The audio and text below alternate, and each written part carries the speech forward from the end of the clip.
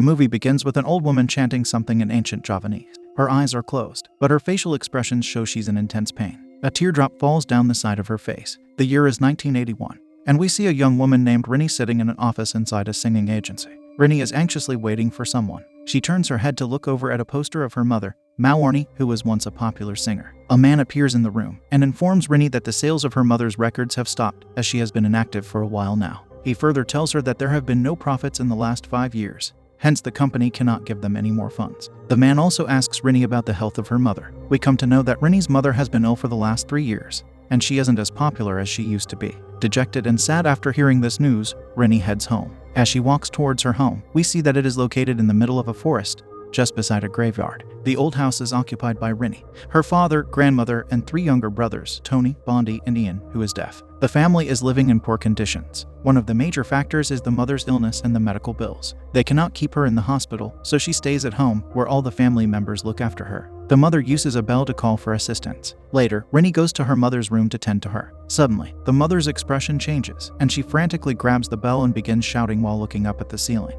Rinny tries to calm her down, but is confused as well. She eventually calms down, and Rinny leaves the room, unsure as to what the heck just happened. The camera slowly zooms into the mirror as the film's title suddenly appears on screen. Meanwhile, the father plays one of his wife's songs, which, while catchy, has a creepy vibe to it. The eldest son in the family, Tony, comes back home and tells his father that he sold his bike to help the family as they are going through a financial crisis. The brothers bond with each other, and it looks like despite the money problems, the family members care for each other and have genuine concern for the well-being of their home. Tony then goes to his mother's room, where he starts brushing her hair. It looks like a routine task, where he combs her hair and chats with her about his day. Suddenly, a window swings open. Tony is surprised but goes to shut the door. When he turns around, he sees a weird expression on his mother's face, who is staring at him creepily. At night, everyone is asleep. Rinny hears her mother's bell ringing. Thinking that she might need something, Rinny decides to go to her room. When she gets there, she is surprised to find her mother standing in front of a window. This is an unusual sight for her, because her mother has been handicapped for a while, and to see her like that shocks Rinny.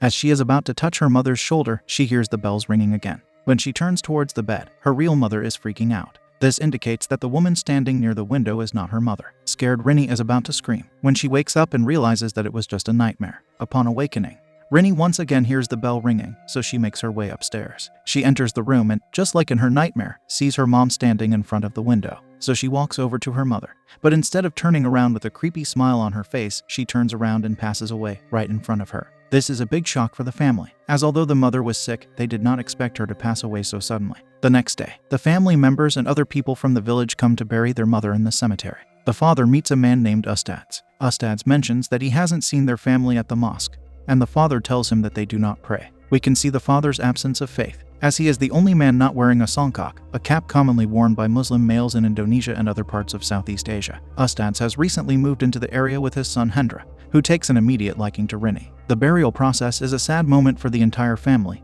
especially the kids. Rinny notices that Bondi, the middle child, is afraid to walk away from the cemetery. He tells her about a myth that says that when the last family member to leave a funeral takes their 40th step, the body will rise from their grave. At this stage, the family is suffering from intense grief and struggling with their faith. This depicts that the mother was not a religious person, which is why all the family members are far away from the concept of faith. After returning to the house, the father informs Rinny and Tony that he must go to the city to find a job. They need a new income source to sustain their family. As Rinny has dropped out of college, she must take care of the other children, and Tony must help her as well. Tony wonders how they can get in contact with him since the phones have been disconnected. He tells them that they are grown-ups and that everything will be fine. That night, Bondi peeks through his window and sees someone moving in the cemetery. He initially gets spooked, but then realizes that it's probably his imagination. Just while listening to his radio in bed, Tony hears his mother's bell ringing, so he leaves the comfort of his bed and walks out into the hallway. But after a while, he gets spooked and rushes back into bed, realizing that it's the safest place to be.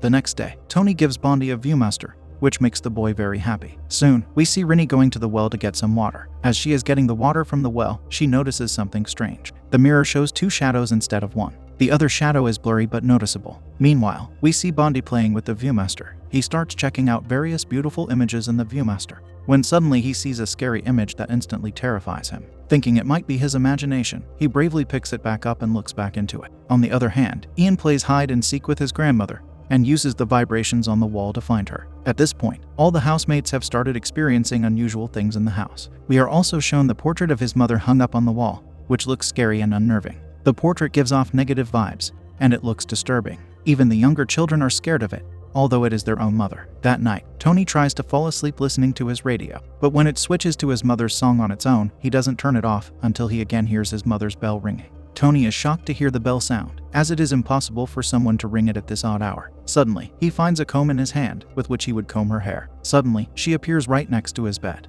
He quickly turns on the light, and she disappears. This scene shows that Tony was very close to his mother, and it was typical for him to brush her hair and take care of her while she was sick. But at this stage, Tony feels scared and creeped out by this incident. Meanwhile, Ian and Bondi wake up to go pee, and the pair are afraid to walk back to their room because of the portrait of their mother. They approach the portrait with a white sheet and toss the sheet over it. Suddenly, the white sheet transforms into a body that scares the two children, who start crying hysterically. So Rennie rushes into the room, and we now see the sheet actually covering the portrait. We also see Grandma writing a letter, seemingly out of breath. The grandmother is not doing well, and her condition is getting worse day by day. After experiencing a terrifying nightmare last night, Tony decides to visit his mother's grave and takes along the bell and comb. He thinks that by taking these items to her grave, she will find peace and comfort. On the other hand, Rennie goes out with Hendra, and the two share a conversation in which Hendra tells her that he's been seeing an evil spirit taking the shape of her late mother from the outside window. He believes that they are in great danger and offers to have them stay at his house, but she declines and says she would rather wait until her father returns. While she speaks with Hendra, we see her grandmother at home, who appears to be in distress. It seems as if the grandmother has sensed the incoming danger and is now going to be the next victim. When Rennie comes back home, she starts searching for her grandmother. She searches the entire house, but can't find her. When she suddenly checks the well, she is horrified to find her grandmother is no more. The grandmother couldn't walk and used a wheelchair to get around the house. The family members cannot figure out how she fell into the well when she cannot move on her own. It seems as if someone pushed her into the well, causing her demise. Bondi falls into a state of shock after having witnessed his grandma's body,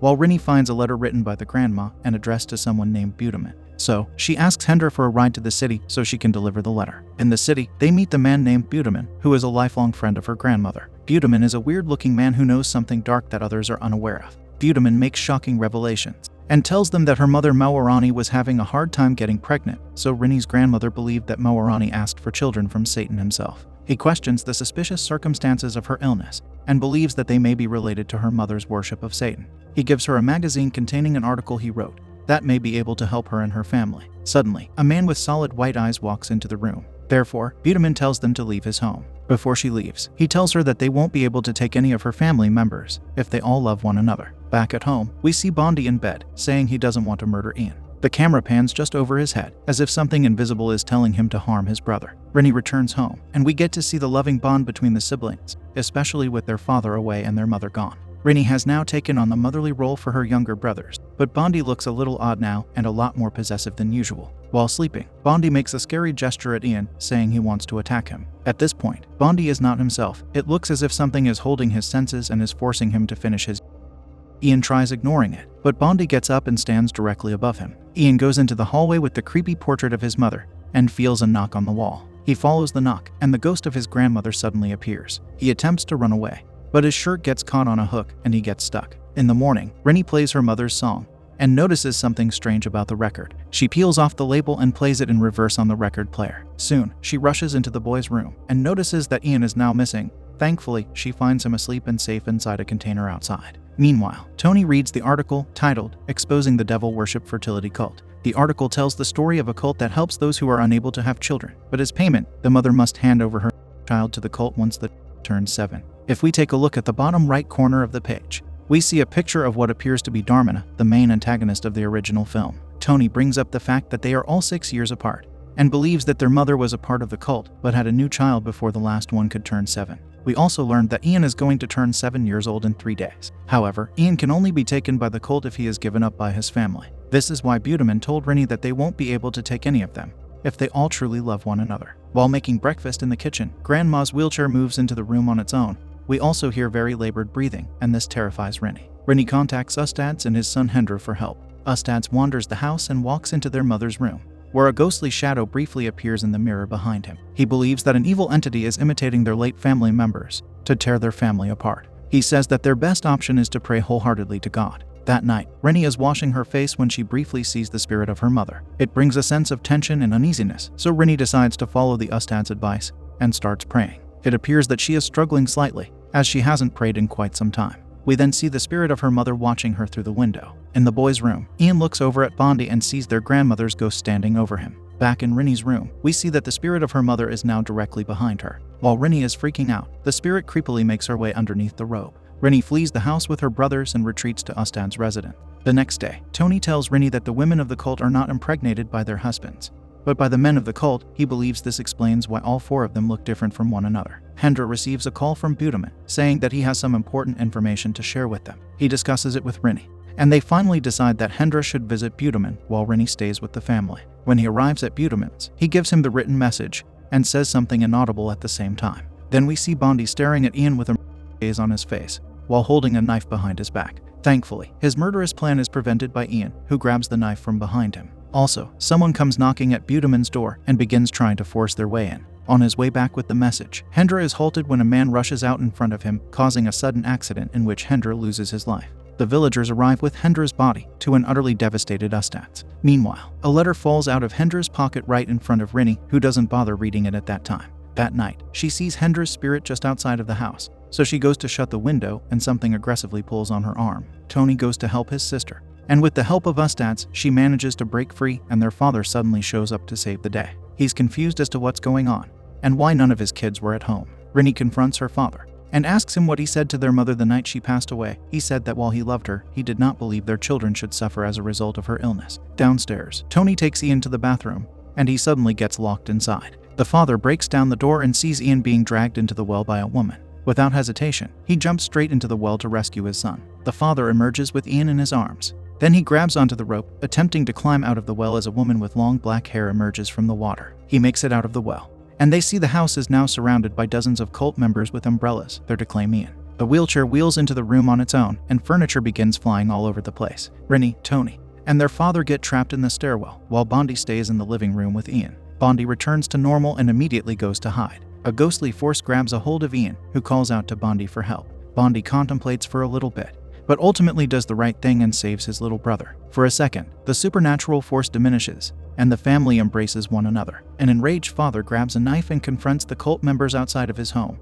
The cult members remain silent, and all appear to drop red seeds on the ground before leaving. The next day, when the family is all packed up and ready to move into a flat in the city, the father tells Rinny and Tony that he plans on celebrating Ian's birthday tonight. This shows that while the cult attempted to claim him the previous night, he has not yet turned 7 and the debt has not been paid. Ustads pays them a visit before they leave, and Rinny goes out for a walk. She looks down and notices the red seeds on the ground left by the cult. Ustads apologizes for not helping the previous night, saying he's still in shock from what happened to his son. They wait the entire day, but their moving van never shows up. The electricity suddenly goes out, and they bring out lanterns for light. Rinny finally reads the letter from Budeman, titled Satan's Grand Plan to Spread His Seed. She wakes up Tony and tells him about Budeman's letter. It says that Ian is actually Satan's child, and that the cult members actually came to the house the previous night to spread the seeds, as a marker for the spirits to find and claim Ian. They suddenly hear their mother's bell, and hear footsteps approaching the room. They peek into the hallway, and see their mother's spirit walking up the stairs. She looks even more terrifying and menacing here,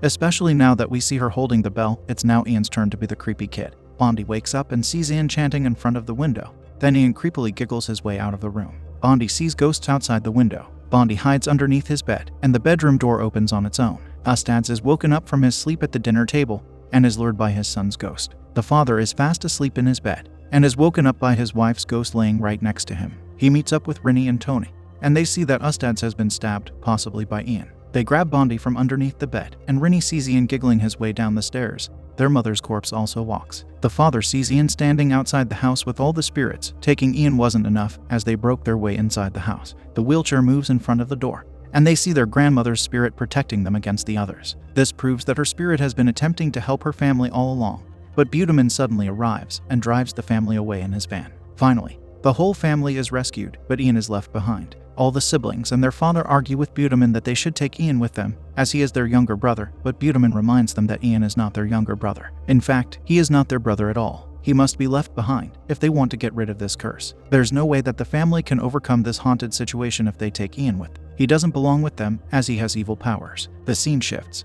and we are shown that 1 year has passed, and the family has moved to a new apartment in the city, away from the old life in the village. One of the neighbors brings over some food, and they seem to be chatting happily. It seems that the family has overcome the miseries of the last year, and has started a new life. They are finally free from the burden and are settled now. When the neighbor returns to her own apartment, we see a man. The man asks the woman to ensure that the family doesn't move out of the apartment. They need them to stay here. It looks like the couple has some ulterior motive. The woman says that it's time for another harvest, and we see a jar full of red seeds on the shelf. These are the same seeds used by the cult, and it hints that the nightmare is far from over. The woman's name is Dharmana, and the man tells her to be calm and patient. Dharmana is actually the protagonist from the original film. This is a younger version of Dharmana, and it shows that this film takes place before the events of the original film released back in the 92nd. For those who are unaware of the original film, Dharmana is actually an evil entity who worships Satan and preys on families that have weak faith. She uses black magic to reanimate the bodies of loved ones and uses them as slaves to attack their own family. We see a map in front of her with hundreds of pins marking her previous and future victim. This shows that Dharmana is possibly the leader of the fertility cult,